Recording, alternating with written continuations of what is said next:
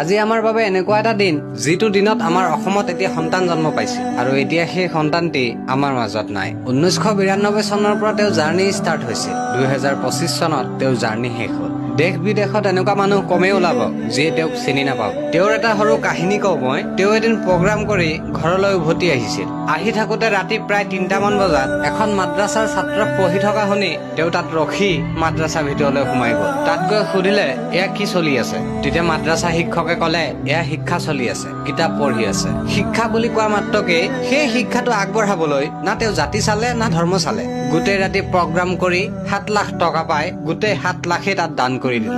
সেইজনে আছিল জুবিন গাৰ্গ, সেইজনে আছিল আমাৰ জুবিন দা, সেইজনে আছিল আমাৰ সকলোৰে হিয়াৰ আমঠু। কিন্তু দুখৰ কথা এইটো, তেনেকুৱা মানুহ এজন আমাৰ জীৱনৰ পৰা নোহোৱা হৈ গ'ল। আৰু আজি 2 মাহ হৈ গ'ল তেওঁৰ বাবে আমি একো কৰিব পৰা। লজ্জিত কথা। হাজাৰ চেষ্টাৰ পাছতো তেওঁক ন্যায় দিয়াব নোৱাৰিলো। কোনখন মুখ লৈ তেওঁৰ জন্মদিন পালন কৰি